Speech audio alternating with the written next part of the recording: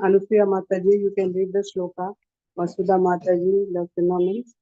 And Shobha Mataji, the translation. Mataji, want us to read the purport, Mataji? Don't read the purport. We will discuss as we go do the summary. You can just do the word to word and the shloka, Mataji. Yeah. And translation. Yes. Hare Krishna Mataji, pranams.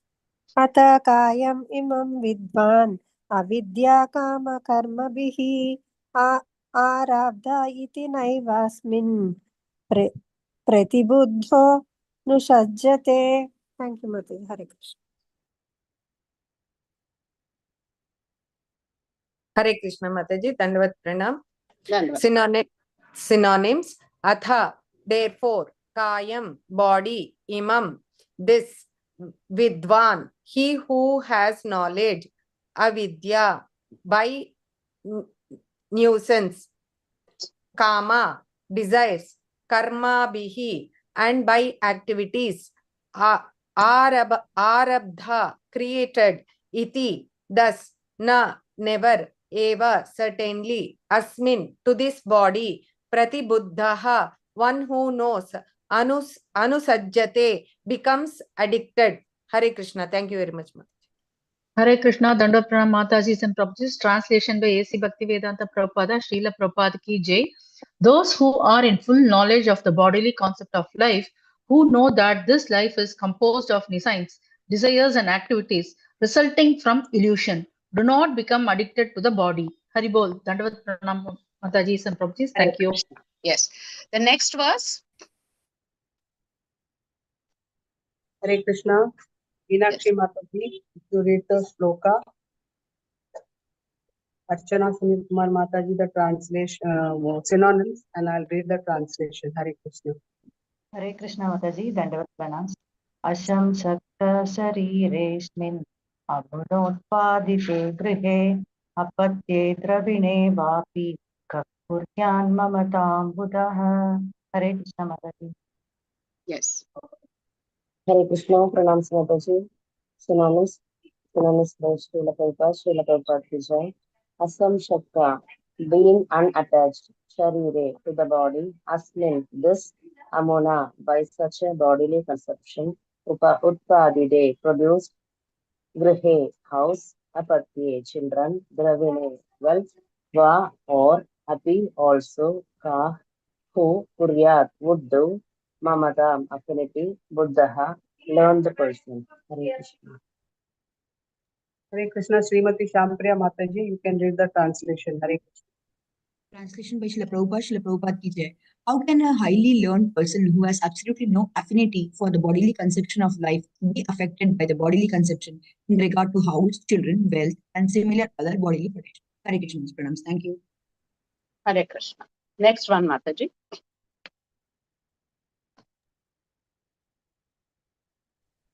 Hare Krishna.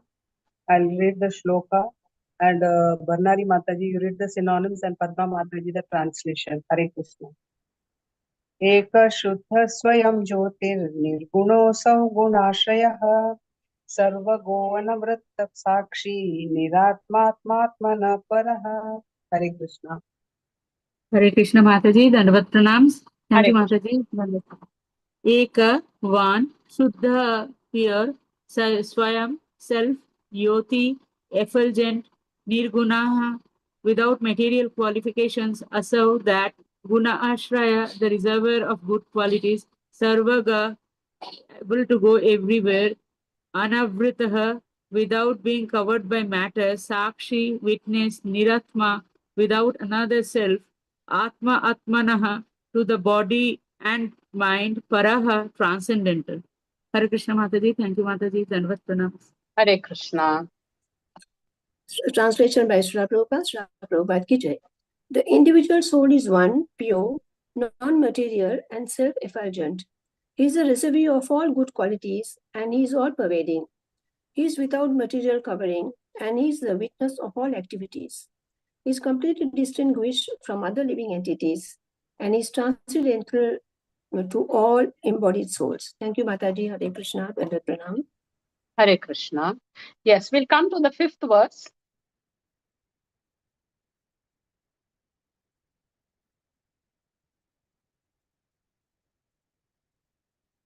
Yes. Now, this chapter is about Lord Vishnu's appearance in the sacrificial arena. So till now, somebody can quickly say what has happened, Mataji? What is the background? What had happened till now?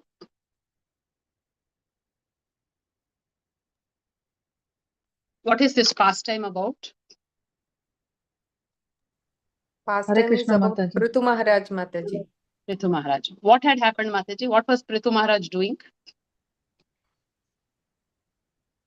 He was Uh, performing the 99 yajna. horse sacrifices.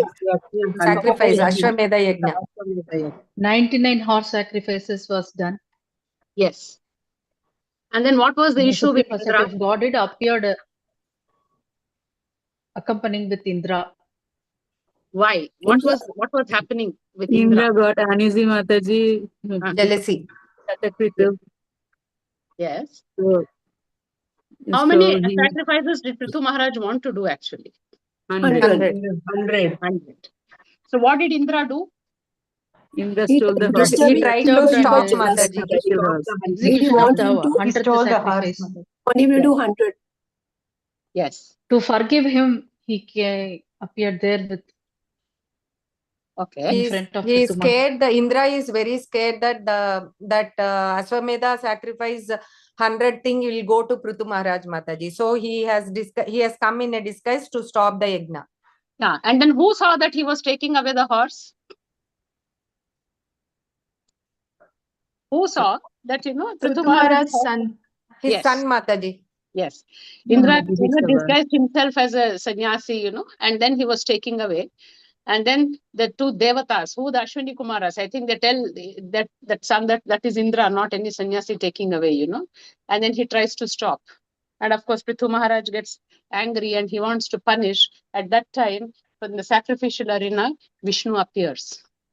And what we are going to see now is actually from the previous shlokas also, the conversation between the Supreme Lord Vishnu, and whatever he's speaking to Prithu Maharaj. And who is Prithu Maharaj? His Sakti Avesha Incarnation of- avatar, incarnation of Lord Mataji. Incarnation of the Lord. Incarnations of the Lord. So the Lord's incarnations also converse with each other, instruct each other. They have pastimes together. Any other examples, Mataji? For The two Shakti Avesha avatar, Yes, Mataji. Parishrama. Parshuram interacting with whom, Mataji? Sri Ramchandra. Lord Ramachandra. Rama. And Bhagavatam, in the later cantos of Bhagavatam also, you will see one pastime where Krishna and Arjuna are summoned by Narayan. And they go visit Narayan in Vaikuntha. So the various incarnations also interact. So in this case, Lord Vishnu, the Supreme Lord, appeared in front of his Shakti Avesha avatar, Prithu Maharaj. And we know the entire pastime of Prithu Maharaj, how he appeared from the churning of Vena's body. Yeah.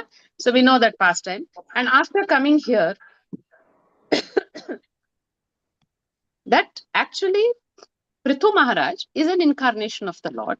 And whatever sacrifices he was performing, it was actually a way to set an example for ordinary people. As such, for Prithu Maharaj, for his own self, it was not required. So he starts, actually, he told so many things to Prithu Maharaj in the previous shlokas. He has told in the fourth one, if a personality like you who are so much advanced because of executing the instructions of previous acharyas is carried away by the influence of my material energy, then all your advancement may be simply considered a waste of time. So when Prithu Maharaj appeared, he also was performing duties according to his varna, according to his ashram. He being a Kshatriya, he was doing all his duties as a Kshatriya, and Kshatriyas perform austerities. They do sacrifices for the well-being of others. They are the ones who are the ruler caste. So they set an example for all the citizens, all the followers. But now at the moment when Prithu Maharaj was like, that I have to finish my 100 Ashwamedha sacrifices, and he was ready to punish Indra because Indra stole the horse.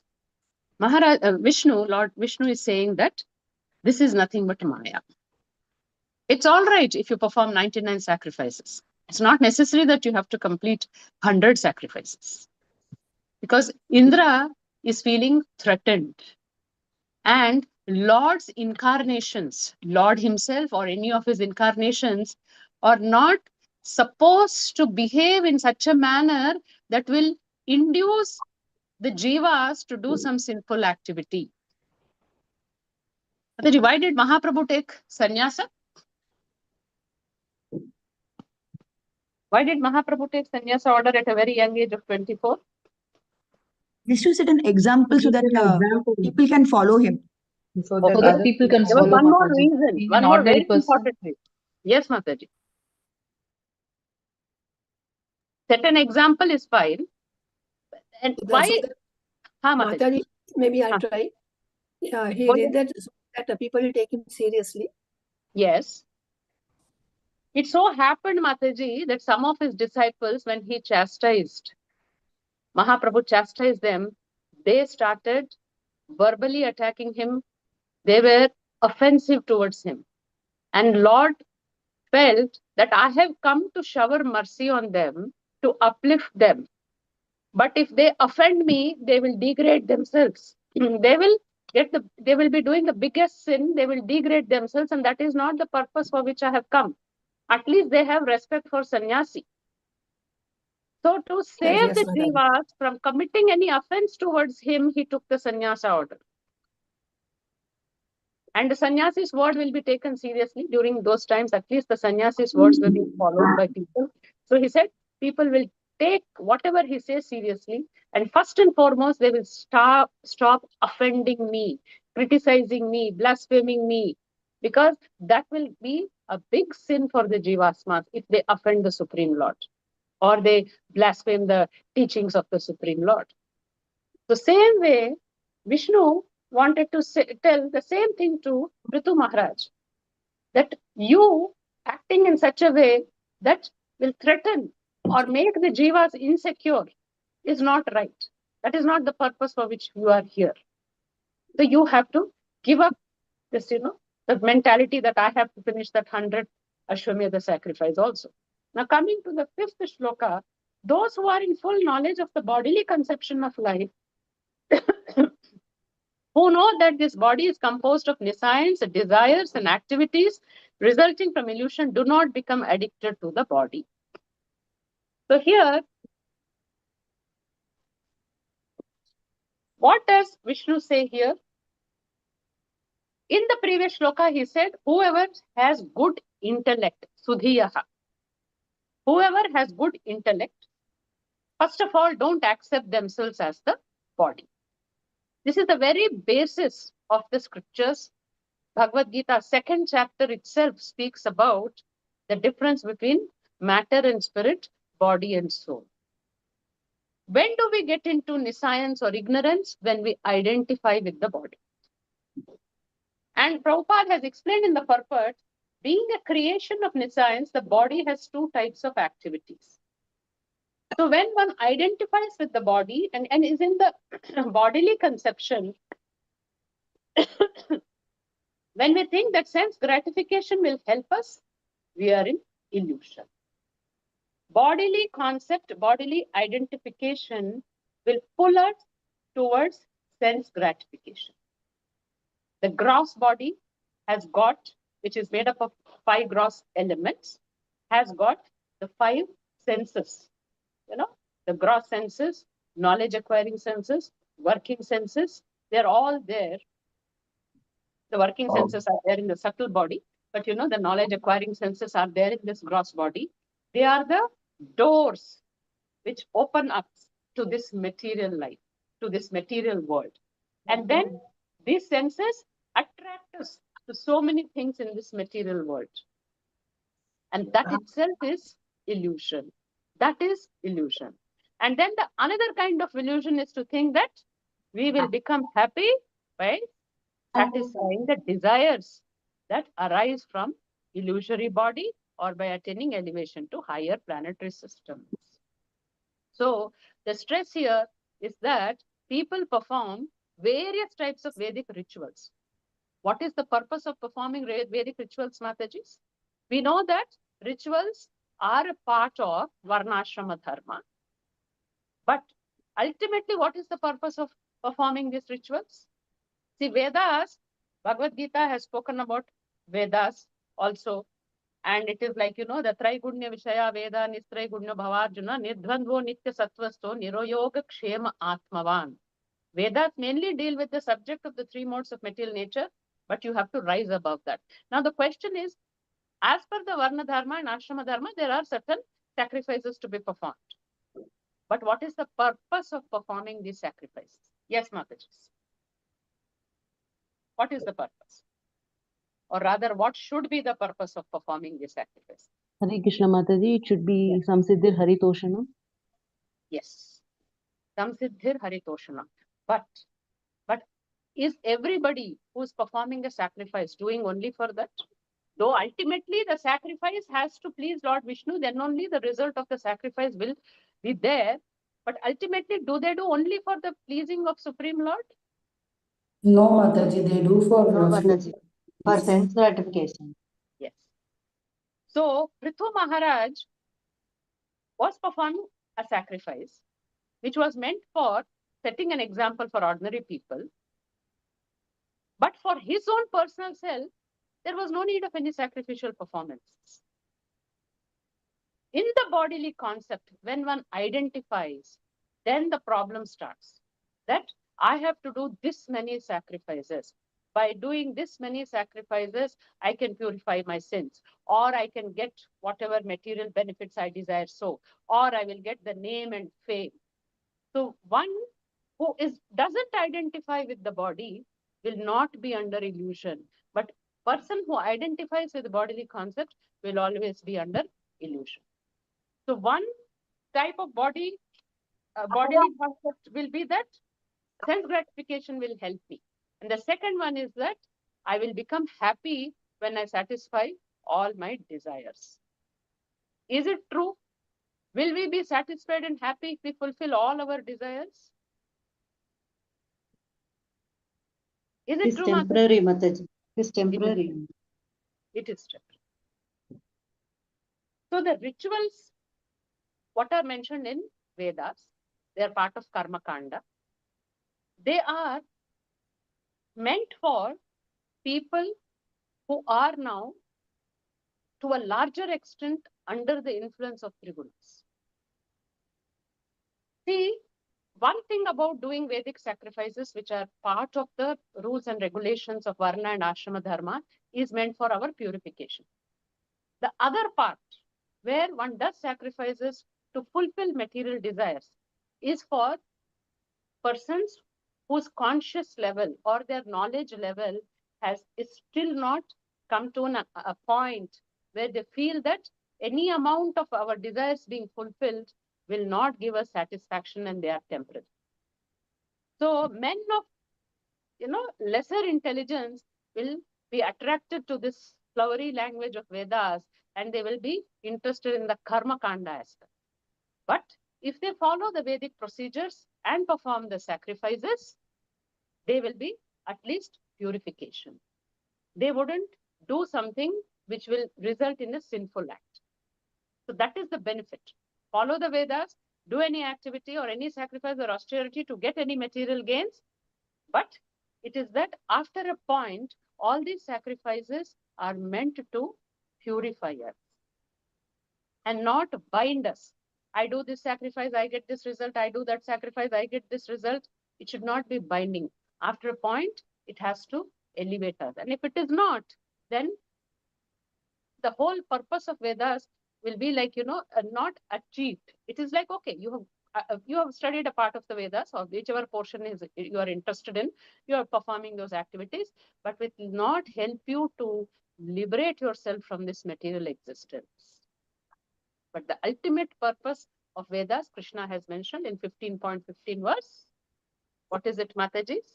Anybody can recite the shloka? We all keep reciting it every now and then. Matta smritir jnanam amohanam. Vedeshcha sarvairahamaiva Vidyo Vedanta Veda Videva Chaham. He is the compiler of Vedas. By the Vedas I am to be known. I am the goal of the Vedas. So if we don't understand the very goal of Vedas, it's of no use. So Vishnu is telling Prithu Maharaj that it doesn't make a difference to you whether you do 99 sacrifices or 100 sacrifices. It's all the same to you. You're doing it because you are in the particular varna or in the ashram as a duty, as a king, you're doing it. So leave it. Don't have to finish the 100th one. And then Prabhupada, in the last para of this purport, he has mentioned the ritualistic performances recommended in the Vedas mainly depend on the three modes of material nature. Consequently, Arjun was advised to transcend the Vedic activities. The activities Arjun was advised to perform were the transcendental activities of devotional service. So, the activities or sacrifices mentioned in Vedas is dependent on the three modes of material nature. So, people or the jivas whose conscious level is affected by these three gunas, which of course 100% all the jivas in the material world are affected, are under the influence of the three gunas. But there is one more activity which is mentioned, that is devotional service activities, which is above the Vedic activity. We have the Varnashrama Dharma.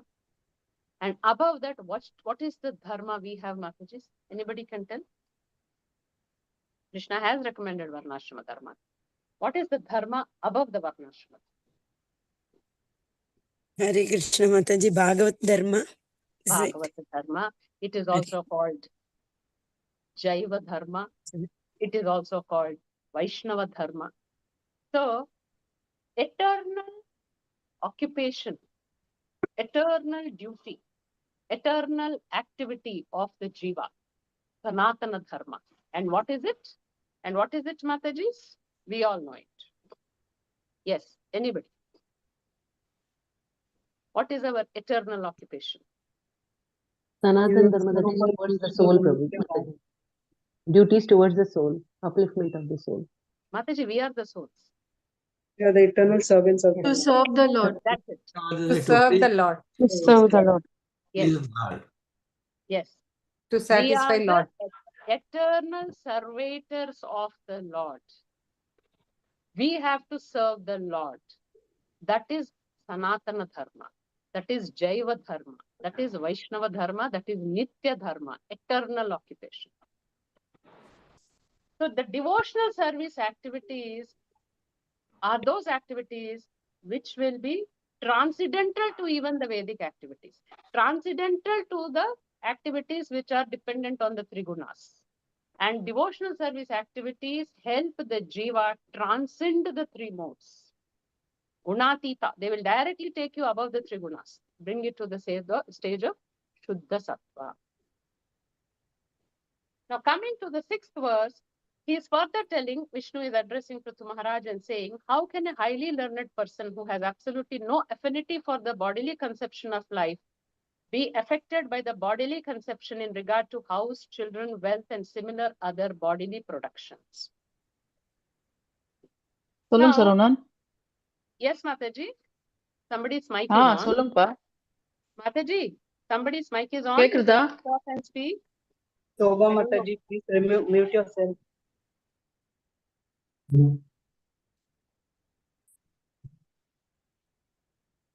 Yes. Now he's saying, how can a highly learned person, Vishnu is saying, who has no affinity for the bodily conception, be affected by the bodily conception in regard to house, children, or wealth, or similar other bodily productions? Now, before we go to the purport and see what Prabhupada has said here, one question, Mataji. What is the meaning of bodily concept of life? This we have discussed time and again, but just to understand what is the meaning of bodily conception of life in just 2-3 words. Thinking Hare that I Krishna am not the Mataji. soul and I Identifying am Mataji that I am this body, I am a Bengali, I am Indian. Correct. Identifying it. I and mine, correct, Prabhu. That is the concept of bodily concept. I and mine. I is like Mataji was saying, I am an Indian, I am a human, I am an animal, or I am, a king, I am a Brahmana.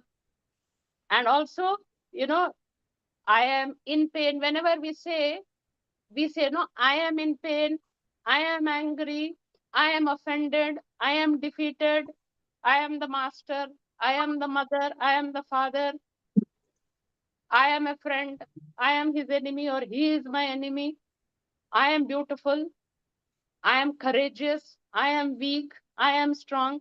This is all called identity. And what is this I, where I am saying I am Indian, I am offended, I am defeated?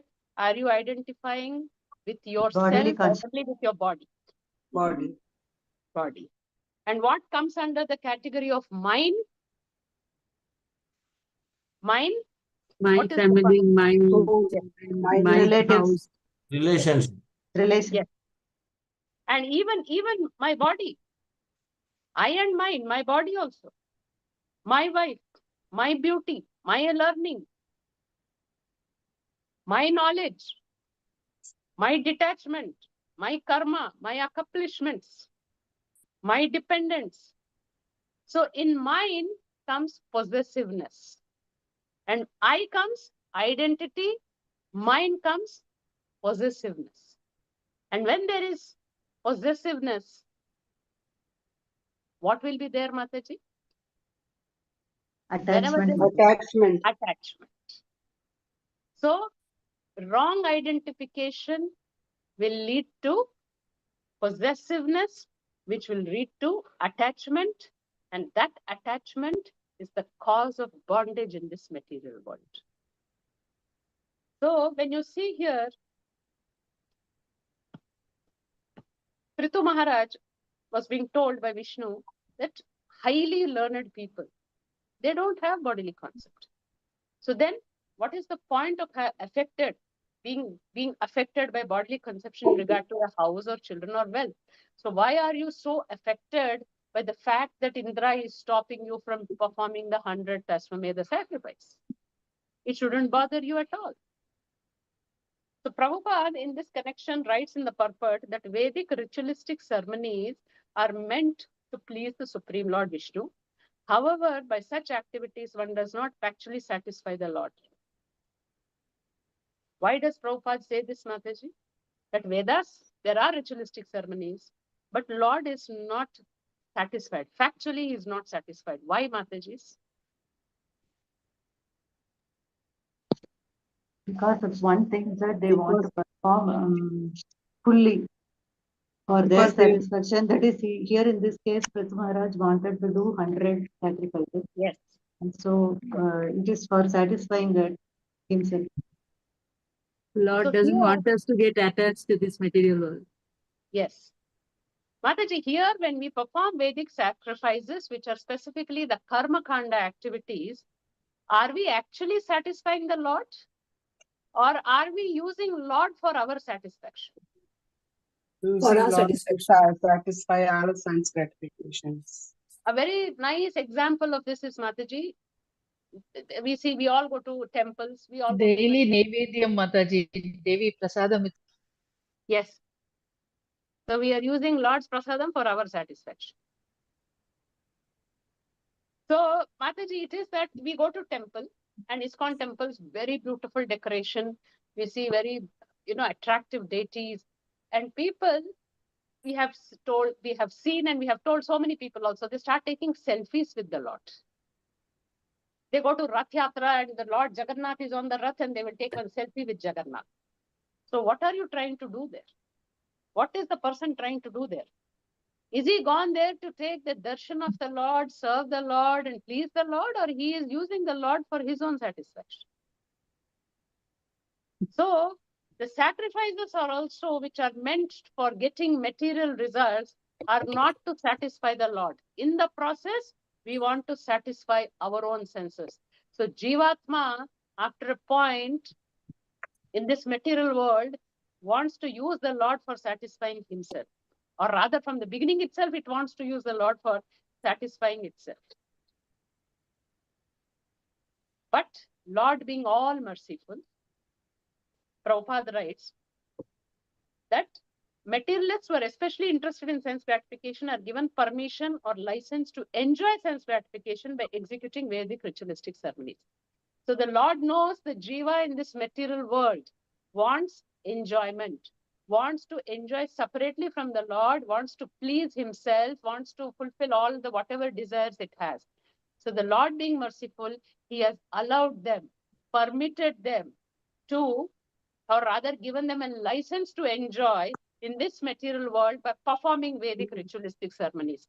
Why the Lord said perform Vedic ritualistic ceremonies and then enjoy? Why, Mataji? We have just discussed a few minutes back. Perform the Vedic ritualistic ceremonies and enjoy. What is the meaning of it? Why did he say at least perform the Vedic ritualistic ceremonies? For purification. Purify. At least they are trying to get the material desires fulfilled through rightful means, not through sinful acts.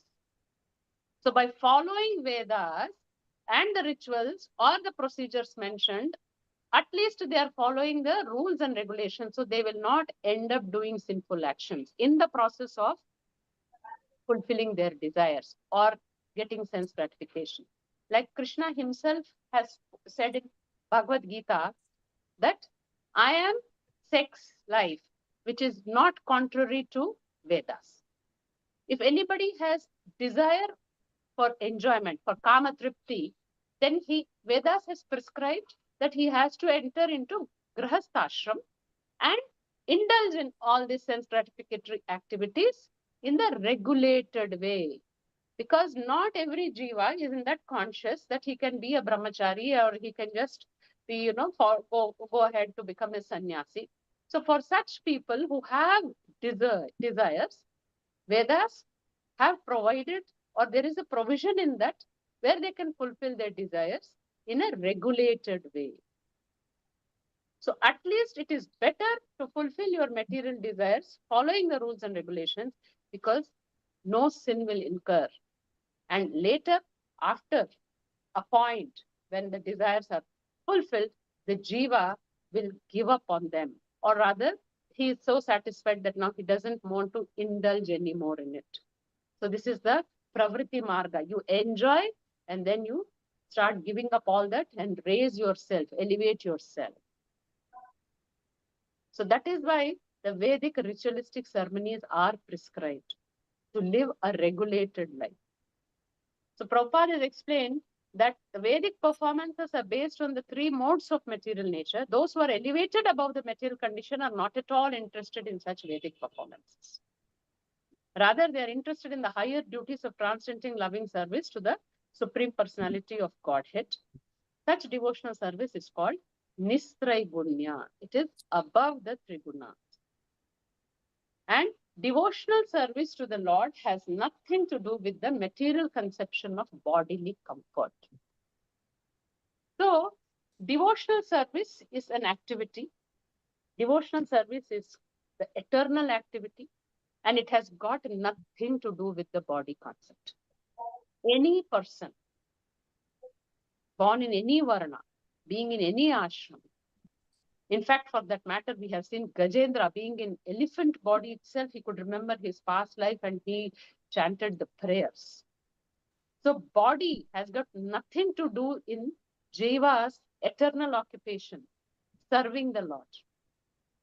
I think in Ananta Padmanabha Swami temple, Mataji, there was an alligator who was staying only eating Vishnu Prasadam, I think. They were saying it was staying in that pond of Ananta Padmanabha Swami temple. And of course, it passed away, but only it used to eat the prasadam of the temple and be there. So what can we say that, Mataji? Actually, the crocodile's nature is that it is carnivorous, it eats the fish or whatever it is. But this particular crocodile was only eating prasadam and it was lying in the temple pond. And it passed away. So it shows that the body has got nothing to do with devotion or devotional service. It is above that. It is an activity of the soul, of the jiva. And the jiva getting this material body because of his desires, has forgotten who originally is and what his duty is, and he has this false identity and false possessiveness, because of which he's completely entangled in this material world. Now, coming to the yes,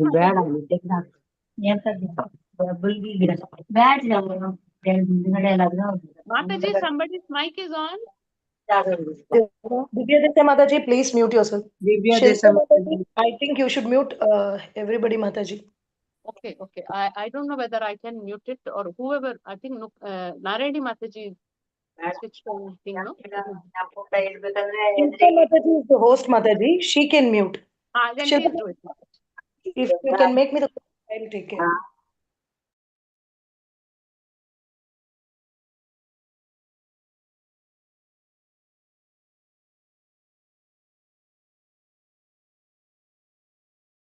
Hare Krishna. Mataji, is everybody mute? Or Mataji is also been muted, right? I think, Yeah, because I did mute all and then I released. Mataji, I have switched on the mic. It's okay. Oh, okay, Mataji. Hare Krishna. The individual soul is one. The 7th verse we are doing today. The individual soul is one, pure, non-material, and self-effulgent. He is the reservoir of all good qualities, and he is all-pervading. He is without material covering, and he is the witness of all activities. He is completely distinguished from other living entities, and he is transcendental to all the embodied souls. Now, the individual soul, Eka Shuddha Swayam Jyotir Nirguno Asav Gunashrayah Sarvabho Anavratah Sakshi Niratmatmanah Paraha. So here, individual soul is referring to whom, Mataji? Jivas, Mataji. Jivas. Actually, it comes across like that. It comes across like that. But when you read the next few lines, here in this particular verse, it is speaking about Paramatma. Because if you read the next line, the individual soul is one, pure, non-material, and self-effulgent. This is for even Jivatma.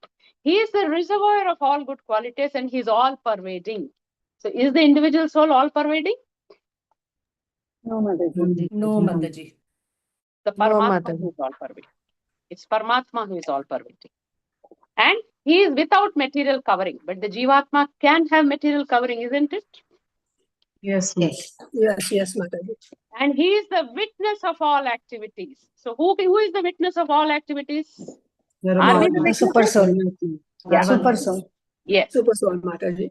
He is completely distinguished from other living entities, and he is transcendental to all embodied souls. So this particular verse is speaking about the Paramatma. So Prabhupada writes in the previous two verses, significant words are used. Two significant words are used. Asam Saktaha, meaning without attachment, and Buddhaha, meaning fully cognizant.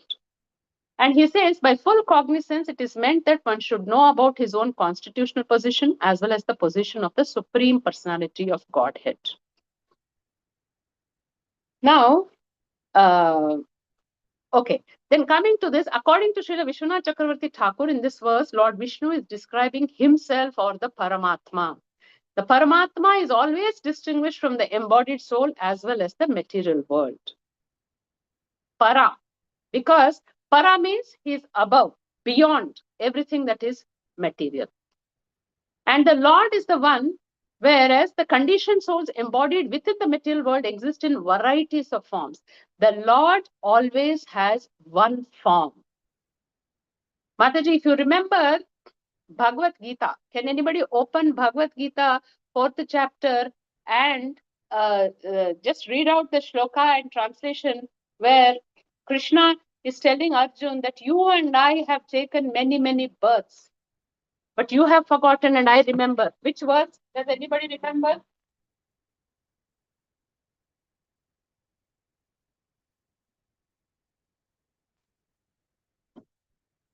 Hare Krishna 4.5. Yes. Can you read it, Mataji? Hare Krishna. Shri Bhagavan Uvacha Bahuni me vyatitani janmani tava charjuna Tanyaham ved sarvani na tvam vedartha parantapa. The personality of God had said, many, many births, both you and I have passed. I can remember all of them, but you cannot, O subduer of the enemy. Hare Krishna. Yes. And in the purport, Prabhupada has explained that the Lord doesn't forget anything. He's the witness to everything. He remembers everything because the Lord does not change his body. But the Jiva changes his body. So what happens? Every time it transits into a new body, it forgets the previous body and the activities pertaining to it. So we forget when we change the body. Lord does not forget because he's in the same body. Lord is only one. His form is only one. His expansions, his incarnations, they are all one. But he comes in different features and forms to perform different functions. Otherwise, Lord is always one. But the Jiva, embodied Jiva, can get bodies of a demigod or a human or an animal or a tree or a bird. So the living entity is not Eka. It's not only one, but many. So the living entities who are in this material world, because of the conditioned state in which they are not pure. But the Lord is always pure and unattached. The Trigunas cannot have any effect on the Lord because he is the one who is controlling the Trigunas. He is the one who is the master of Maya, Mayapati. Maya is his energy. So the energy of the Lord cannot influence the Lord or subdue the Lord. But that energy actually affects the Jiva because it has got the material body.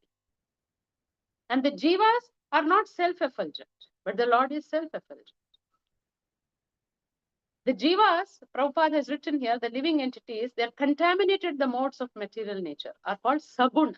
Sagun because they are under the influence of the Trigunas. Paramatma is Nirgun because he is not under the influence of material modes. And that's why he says the living entities, because they are bound by the material qualities, Gunashrita. Gunashrita, they are Gunashritas. They've taken kind of the shelter of the Gunas. They are subdued by the Gunas or under the influence of Gunas or dependent on the Gunas. Whereas the Lord is Gunashraya. He is the shelter of the Gunas. And because the soul is conditioned by the Trigunas, its vision is covered by material contamination. What is the meaning of this, Mataji? As such, is the soul pure or impure, Mataji? Pure Mataji. Pure Mataji. Soul is pure, Mataji. So will it become contaminated? When it contacts with the contact with the material modes. Trigunas. When we get contact with the material world, we'll get contaminated. Does the soul actually get contaminated, Mataji? Can any No, contamination Mataji. enter into the soul? No, Mataji, the soul It is is a always covering, one. Mataji. It is the covering No, over Mataji. the soul. Mataji. Covering. It is a covering like a pure diamond, one fine, high quality diamond. If it falls in a mud or if it falls in a drainage, will actually the contamination go into it? No. But it will be covered by the contamination. The effects can be felt. So it is that the soul's vision, first of all, gets covered. What is the vision of the soul, Mataji? What is the true vision of the soul? To identify Paramatma. That is the ultimate dharma, that is his ultimate constitutional position. But being in this material world also, how the soul's vision is contaminated. Because of senses. Okay. No, in the very next line, Prabhupada is given. Because the soul's vision is covered, he cannot see the cause of his actions. Why? Why, Mataji? Because the soul covered by the subtle body and gross body, first of all, it has forgotten who he is. Secondly, the amount of births it has taken in this material world and the impressions it has got in his mind, in his subtle body, the samskaras which it has acquired over repeated birth and death, it has lost its vision, because of which it does not know why he is suffering in this material world. He cannot see the cause of his actions, why he is behaving like this. And he cannot see his past life. So many people ask, in this life we are suffering, and in this life I haven't done anything bad to anybody. Why am I suffering? Okay, then we tell karma siddhanta, from your previous life you have done. Then they have even asked, if the previous life, if we have done, why we were not punished in the previous life? Why we are getting punishment in this life? How do we know what action we have done? And whether it was so bad that in this life I have to suffer this much. The jiva, upon changing the body, forgets everything. But the point to understand here is that the soul's vision is covered by contaminations.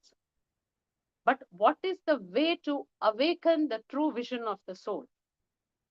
Okay, we cannot remember past lives. We don't know what has caused this kind of a suffering for us or why we are here. Then how do we change and get the real vision? Yes, Mataji.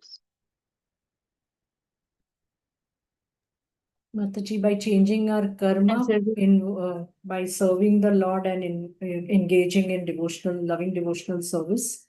Mataji, that's all the process you're telling is very right. But what is the first step towards it? Hare Krishna Mataji, by Shravanam, we of all these scriptures, we understand what is our position. Yes. Then after that, we start doing the practice of spiritual practice, following the regulative principle, Mataji. Yes. So Mataji, first is the very opening prayers we do in Bhagavad Gita. Om Jnana Timirandasa Jnananjana Chakshusha. What is the meaning of that? The soul's vision will be restored or be awakened with the eyes of knowledge. With knowledge, we have to awaken the vision. Later, we start following the process. And as Matajis have mentioned, we follow the devotional service process. We do Shravanam, Kirtanam, Smaranam. All that will awaken the soul to its original constitutional position.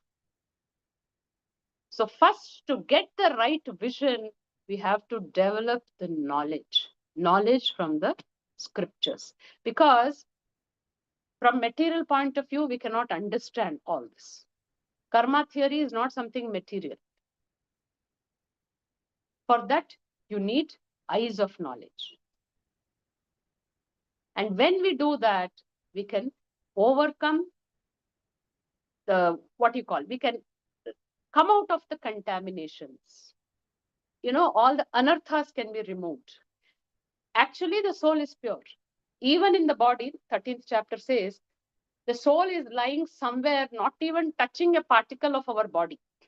Near the heart region, somewhere it is suspended without touching anything in this gross material body. It's completely pure. So when something is pure and the contaminations are covering it, we only have to remove the contaminations, and then the original soul will be awakened. Its own original conscious will be awakened, and it is not very difficult. You just have to remove the impurities. You don't have to add anything new into it. To make it pure, nothing has to be added. Only whatever is extra and unwanted has to be removed. The contamination, the covering has to be removed. Original conscious is awakened. And the last few lines of this purport says, both of them, the living entity and the Paramatma, Supreme Personality of Godhead, are Atma or Spirit. They are one in quality, yet they are different in so many ways. Especially in regard to the 6 opulences, the Supreme Personality of Godhead has in full. Full knowledge means that the Jivatma, the living entity, must know both his position and supreme position. That is full knowledge. So if you take the 13th chapter of Bhagavad Gita, Kshetra Kshetra Vibhaga Yogaha, where the Lord says, Kshetrajna. What is the meaning of Kshetrajna? The field. Knower of the Field. Knower of the The field. knower of the field. Knower of the field. Knower of the field. Kshetra is the field. The Field. field. Kshetrajnan means Knower of the field. Knower of the field. So how many knowers of the field are there? In one body, the soul is there, Mataji, the knower of the soul. But Paramatma is also a knower of the soul, but he is pervaded everywhere. So in any particular body, there are two knowers. One is the Jivatma and the Paramatma, who is the knower of all the bodies. He's all pervading.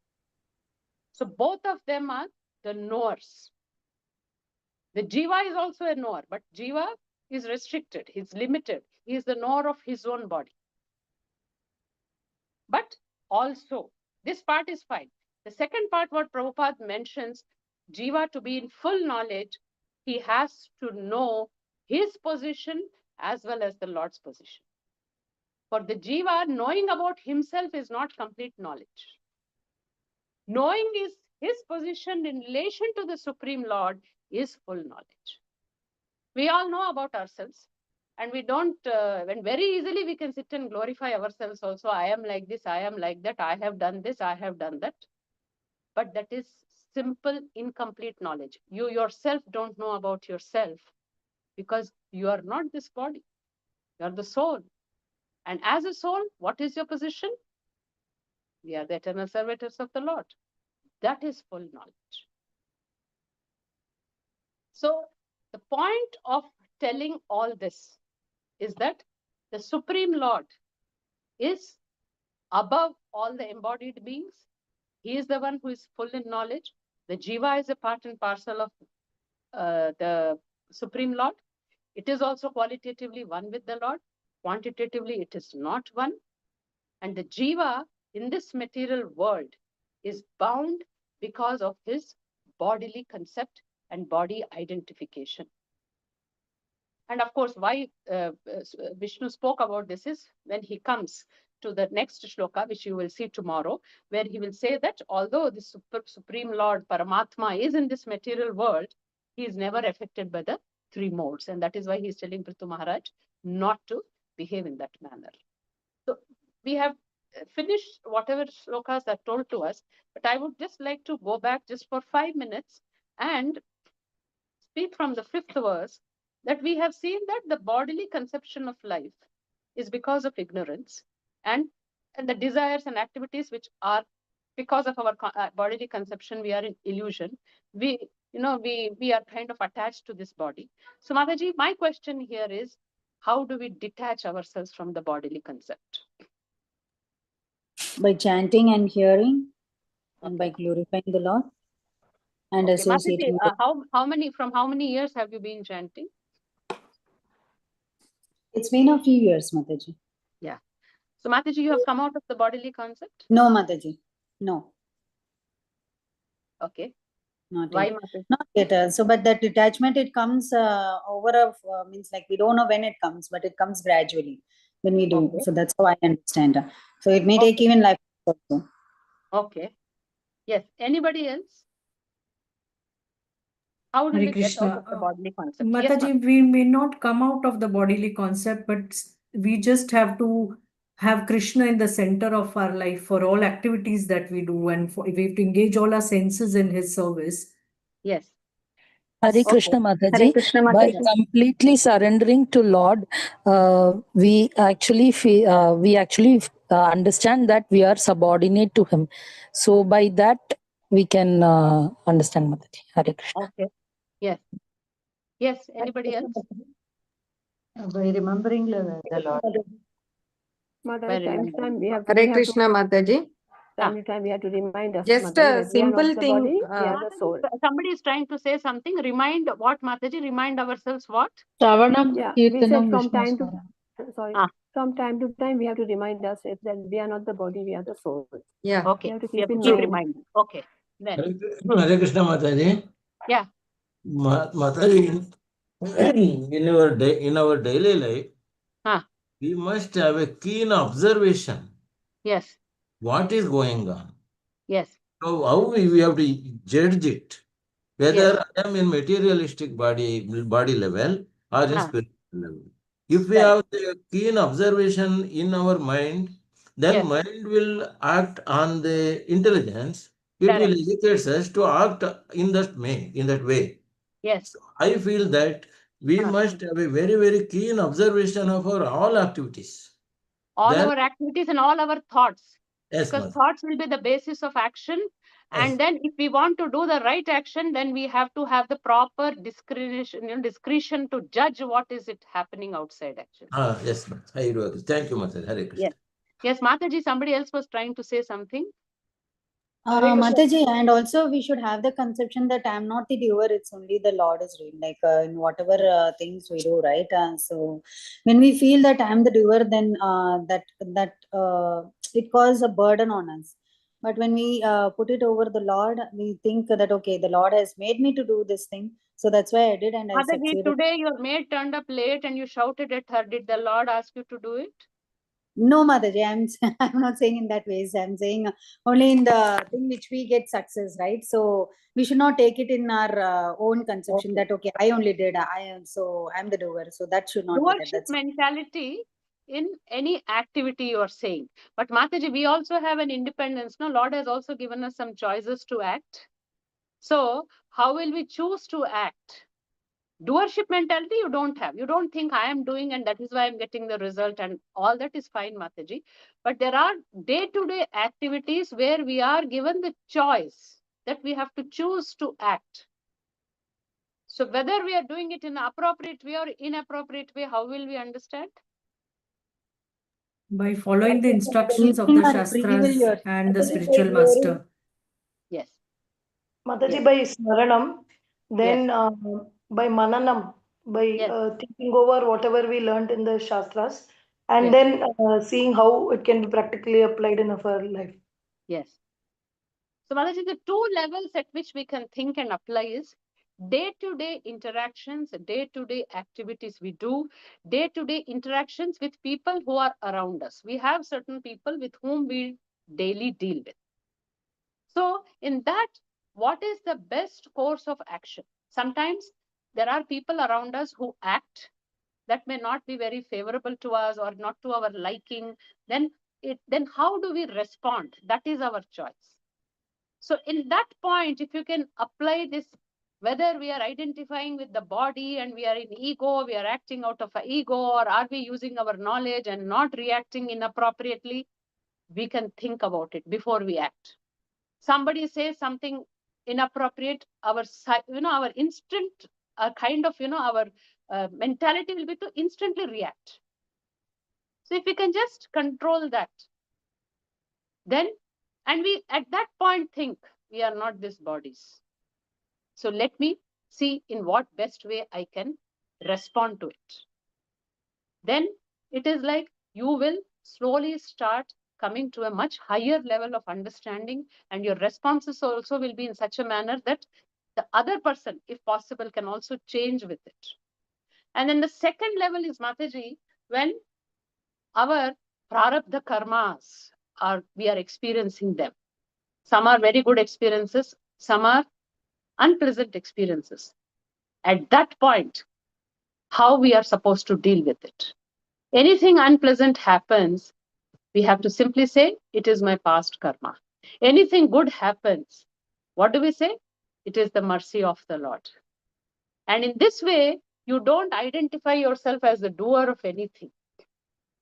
Rather, you simply think these are the results I'm getting because of my some actions. Prarabdha karmas are the last to be washed away, even when you're chanting. Even after prolonged years of chanting, it will start with Kuta, Bija, Aprarabdha, last comes to Prarabdha. So you will be experiencing your Prarabdha karmas. And as Krishna has told in Bhagavad Gita, Matra Sparshastu Kaunteya, Shitoshna Sukha Dukkada, he says, you have to tolerate these dualities and rise above all this and perform your duties. So we have to keep reminding ourselves that we are not the body. We are here because of our desires. This body, the Karana body, it is the body we have got because of our desire and because of our karmas. So this body is very much temporary. I am the soul and I am in this eternal journey and I'm here bound by the trigunas and I have to get out of this. So the prarabdha karmas, if we can tolerate, and then don't add any more of the negative karmas, at least, because positive karmas, also have to be nullified, but at least be in satoguna so that you don't do sinful reactions, so that you will not degrade yourself further. And in this process, keep reminding that we are not these bodies, we are the souls. We are here because of our desire. We have to realign our desire and aspire to serve Krishna only, purify ourselves, and go back to the Supreme Lord. Then gradually we will come out of this bodily concept. And practically to experience things, as Matajis were saying, Shravanam, Kirtanam, Smaranam, which we do offenselessly, sincerely, with utmost attention and care, then slowly we'll start getting experiences, spiritual experiences. Till that time, we have to patiently tolerate the dualities and do the duties, material duties, as well as follow the instructions of our acharyas. Sadhana bhakti principles. Sadhana bhakti is a way to remove all our anarthas. It is the process by which our anartha nivritti will happen. And after anartha nivritti only, we will start getting nishtha, ruchi, and then we will come to bhava and prema.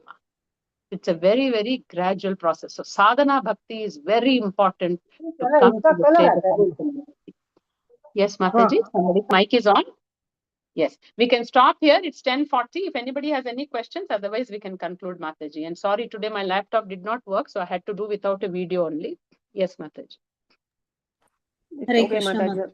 Thank you so much, Yeah, Mataji, wonderful, for Mataji, asking questions. class. Wonderful explanation. So, Mataji, I do have a question. Like, Hare Krishna, Mataji. Hare Krishna, one doubt, Mataji.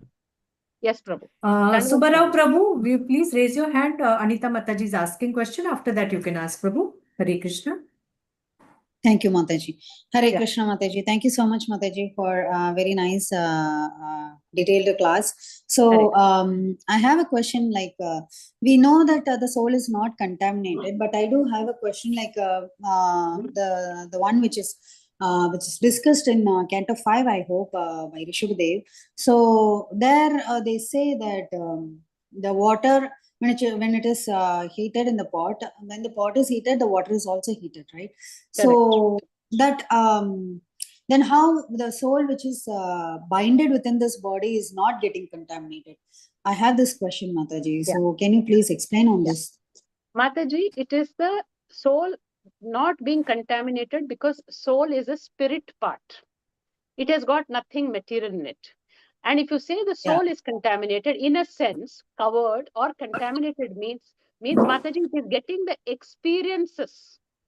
And because of the experiences, it is behaving in a peculiar way. Mataji, we see some people who are very, very evil and cruel. And we say they are duratmas. But Atma can never be a duratma, Mataji. Why do we say he is a duratma? Atma is a that's part and why I parcel of don't it. understand, Mataji. So how Mataji, this concept? Because of the activities that particular soul is doing, because of the whatever, the cruel acts which he is performing, he is termed as a duratma. Because of the behavior. The soul, see, we say the contaminations also go to the soul. Mataji, soul can not become impure as such, but it will start getting the experiences. Like Mataji, simple, if I have to explain to you, if you place a nail or metal piece, a simple iron piece in high magnetic field, physics, physics students would know it, that if you keep an iron piece in a highly magnetic field, the iron piece will also start behaving like a magnet. So the quality, that magnetism property is rubbed to the iron piece.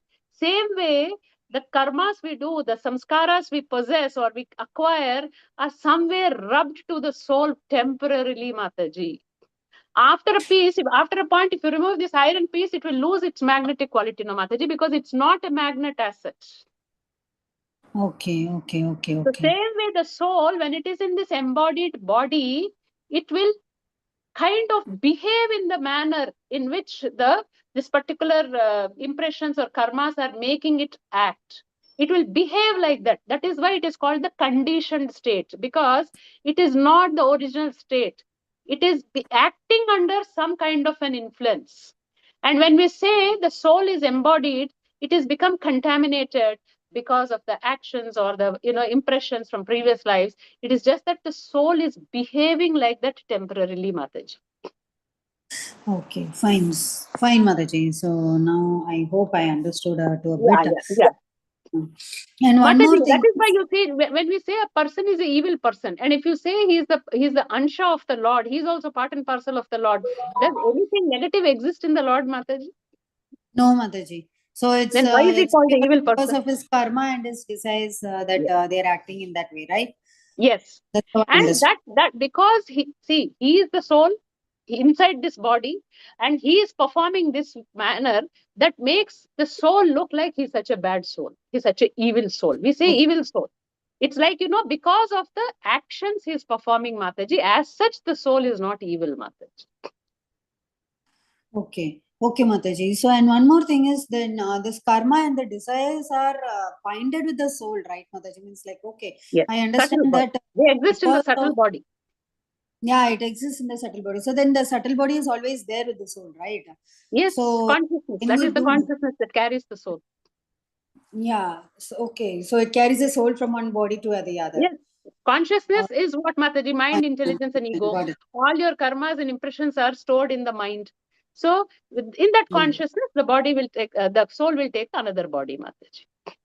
Okay. And when the soul is getting relieved, means like when does is the sadhana bhakti, and when it gets pure, it leaves the subtle body in this material world, right? Then it goes to the. Yes. It will attain its original swarupa, that is completely spiritual, Okay. Okay, Mataji. Fine. Thank you. Yes. Hare Krishna. So, Balav Prabhu, please ask your question.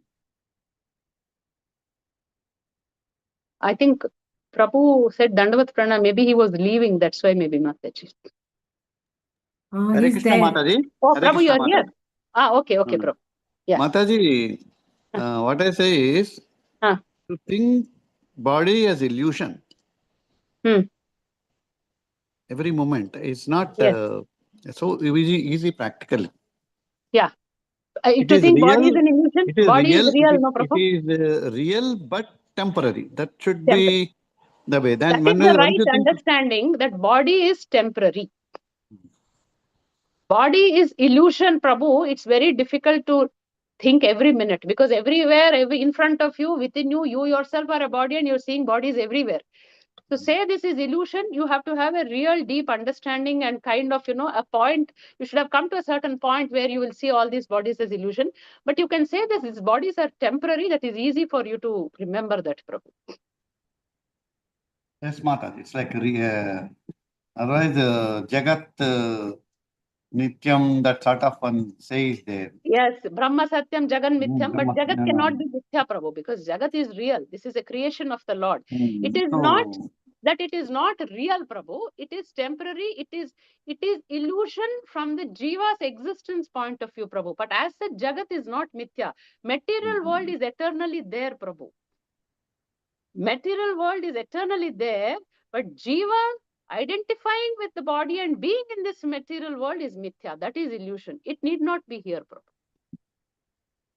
That's right. So any specific, tips for really to feel that as a unreal and it is temporary and it is illusion? Because that is the main problem. Whenever you are, supposing you are trying to get something or endeavoring for something, or someday you're deeply affected by something, like something very unpleasant, or rather you are not in the right state of mind because of you're remembering something past and all. At that point, if you can remind yourself that this is all temporary, Our existence itself is temporary. Or you can remind yourself that till I am in this material world, in this moha maya and all this illusion, I will be undergoing and suffering, or maybe, experiencing dualities. I will be have to doing this. So instead, I have to go out of it. So you keep reminding yourself this. Yes. Yes, madam. So Prabhu, instead of focusing on to come over this maya and illusion, we focus more on remembering the Lord. Automatically, maya will be weakened, Prabhu.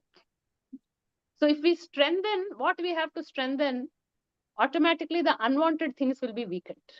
So if instead of going on reminding, okay, this body is temporary, what we are suffering, it's like sometimes when you're in deep trouble or grief, you can remind.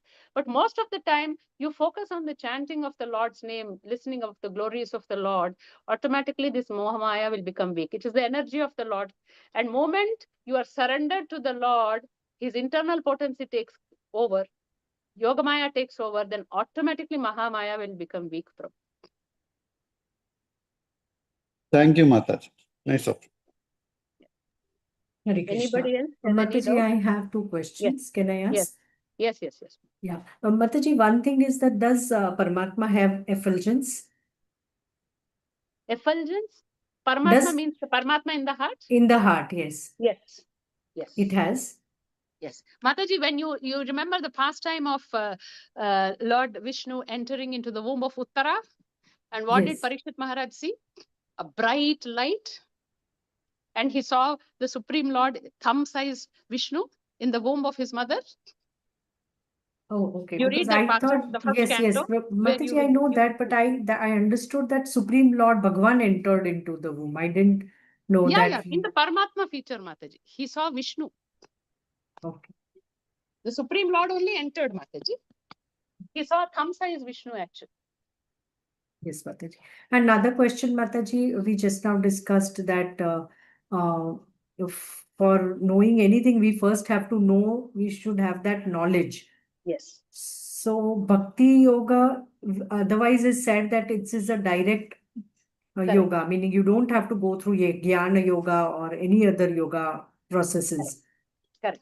So how do we understand, Mataji, then that because first we need to have that knowledge that we are soul and not this body, and then only we can do bhakti, then it is not a direct process, no, Mataji, then we are going through Jnana process. Correct. So Mataji, the Jnana process is one recommended yogic method. We know about that when we do Sankhya philosophy, body, soul, different. The other process, as you mentioned, direct process, Bhakti Yoga. You do Bhakti and you will get the knowledge. Now, this is 100% true. But Bhakti, to do Bhakti, Mataji, how many souls have been endowed with this very nature of doing Bhakti? We are also, for whatever reason, being in India, being born in this kind of families, we also do puja part. But the difference between puja part and bhakti, what is the difference, Mataji? Puja part is done with some material hankering, some material thing that we want, and it is done for demigods. Yes. And Mataji, we all have been doing this. We all go to temple. We all, they have a procedure. We have been taught right from our childhood. Go, wash your legs, ring the bell, enter the temple, do 2 times pradakshina, 3 times pradakshina, come back, offer, do the archana, break the coconut, take prasadam, come back. Is this bhakti? No. This is part of bhakti, no doubt. You're going to take darshan of the Lord, whatever it is part of bhakti. But what is actual bhakti? Actually, we are doing it mechanically without when we serve the Lord bhava. in loving devotion, in loving service. Yes. Okay. Now, without having any knowledge, will you be able to serve the Lord, Mataji? Knowledge in the sense, Mataji, so I mean, I can't explain. Not the knowledge. This knowledge, I'm not speaking about the Sankhya philosophy or the creation, Mataji. How to serve the Lord also is a knowledge, no, Mataji? Yes, Mataji. So, Hare Krishna, Mataji. Yes, Mataji. Mataji, we should have association and desire for bhakti. That's fine, Mataji. What Mataji's question is, when they say bhakti is independent and you can do bhakti, then knowledge is not required. For that, I am answering that you may not have any knowledge, but If you do bhakti, Krishna himself, if you see the Chaturshloki Bhagavad Gita 10.8, 10.9, when he says that, mat chitta, mat gata prana, Krishna has told that and the next shloka where he says, Tesham satata yuktanam, then he says, Teshan evanu kampartham, that if somebody is sincerely thinking of me, remembering me, I give them the knowledge. I will remove the ignorance. That part is right, Mataji. But for that, how you have to do your bhakti, Mataji? That Paramatma from within will keep guiding you. Yes, Mataji. Tesham satata yuktanam bhajatam pritipurvakam dadhami buddhi yogam tam yena mam upayanti te. I will give you the knowledge. Krishna is saying, I within will give you the knowledge. But at some point, you have to acquire that knowledge. Either the Chaitya Guru will reveal it to you, or the gurus outside, Shiksha Gurus will give it to you, Acharyas will give it, somebody will give that knowledge to you, Mataji. So what knowledge people, you are speaking from Gnana Yoga, the yogic method of Gnana Yoga, studying scriptures, knowing body, matter difference, or matter and spirit difference is different. Bhakti also is independent, but how to serve the Lord, that Gnana, the Lord himself will give, or you have to acquire from outside. Mataji, we are all doing sadhana bhakti. Do you agree, Mataji? Mataji, Yes, did you Mataji. ever hear of the word sadhana bhakti before you joined ISKCON? No, Mataji. So why sadhana bhakti? Why the acharyas have told us to do sadhana bhakti? Why then all the acharyas in our parampara have written so many books, Mataji? Point is, if we do chanting, chanting will liberate us. No doubt about it. Harer Nama will liberate us. If you do offenseless chanting, you are liberated. But Mataji, if we have to get prema, bhakti, do we require knowledge or do we not require any knowledge, Mataji? No, I agree, Mataji, we require knowledge, but in that case, then the statement is not correct that bhakti doesn't depend on jnana. Bhakti is not dependent on jnana. Mataji, that statement is true. What I'm trying to tell is knowledge in the process of bhakti and the other knowledge. For bhakti, you don't require knowledge. What did Prabhupada say, Mataji, when he said, what is the qualification to become Krishna conscious? We love Mataji. Why did he say none? Sincere. Why did he say none, Mataji? Yes, Shilpa Mataji, why did he say none? There is no qualification to do bhakti. Why? Because I don't know the correct answer, Mataji. Mataji, he said for becoming Krishna conscious, there is no qualification because the Jiva's eternal occupation is Krishna consciousness. So the Jiva is qualified to do bhakti. It is qualified to become Krishna conscious. Krishna conscious is there in the soul itself. The Jiva is possessing Krishna consciousness. It is having love of Godhead. It is only covered and it has to just revive it. So in that sense, soul is having the complete knowledge because it is part and parcel of the Supreme Lord. But it has only forgotten it. It has to only revive. For reviving it, for reawakening it, we need the knowledge, Mataji. That's all. So bhakti is independent of jnana because if you see the example of Mrigari, what knowledge did Narad Muni give to him, Mataji? What did he tell Mrigari? Did he sit and teach Bhagavad Gita to Mrigari? No, Mataji. What did he ask him? Go and ask his family if they'll take the part of his sin. That was done. After that, what did he tell Mrigari? He said to stop killing, Mataji. He asked him to chant. Mataji, chanting the holy name. That's all. He asked him to chant. He said, make a hut. Just plant one tulsi in your courtyard. You sit and chant the name of the Lord. What happens is when you chant the name of the Lord, all your sins are washed away. And when your sins are washed away, you will start getting the right knowledge from within. In that sense, Shilpa Mataji, bhakti is independent of jnana. Mrigari, only by chanting, he got purified and he got the knowledge, Mataji. And to progress further in bhakti, to come to the stage of prema bhakti, you need further knowledge, Mataji. That is what I'm saying. Bhakti is independent of any other jnana.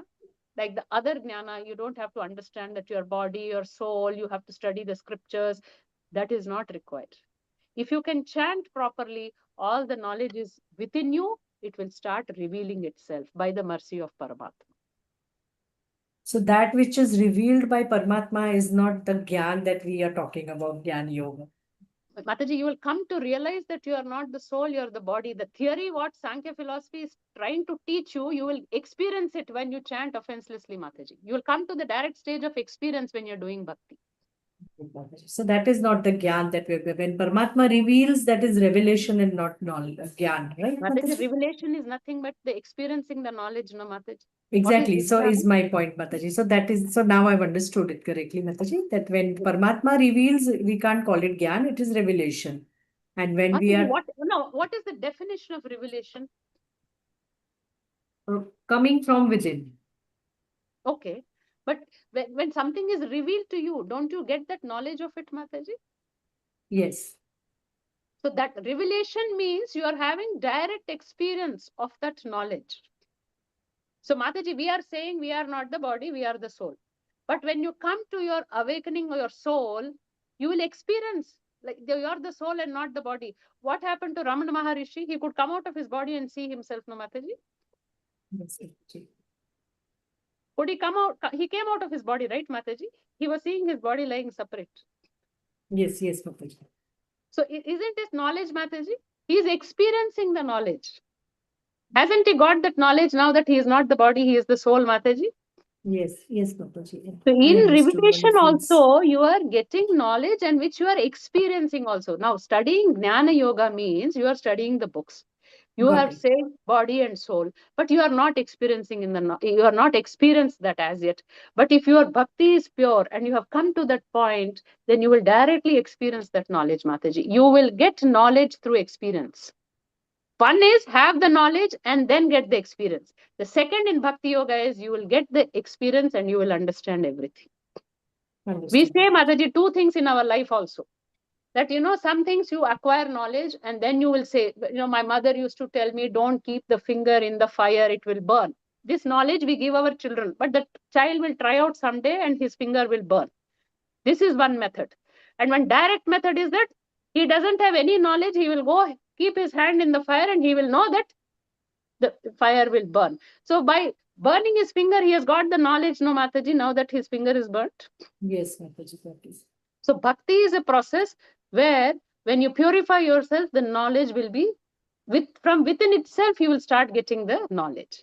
You will start getting the experience. And the Gnana Yoga, you are acquiring knowledge first, and then you are aiming to experience the knowledge, Mataji. Yes, Mataji, understood. Very nicely explained, Mataji. Thank you so much. Anybody else has any further doubts, or we'll stop? It's 11 o'clock. I hope, Mataji, I'm not confusing.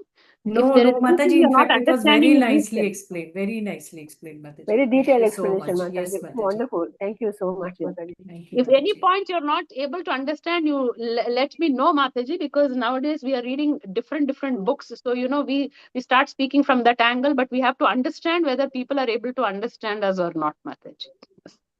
No, Mataji, it was very precisely explained, Mataji, with the correct words. Like people like me, we need those correct words, Mataji. Thank you so much. Mataji, now we have no time, but next time when you come, I have one question that I'll ask you next time, Mataji. Okay, sure, Mataji. Sure, Mataji. We can close here. Shrimad Bhagavatam ki jai, Srila Prabhupada ki jai,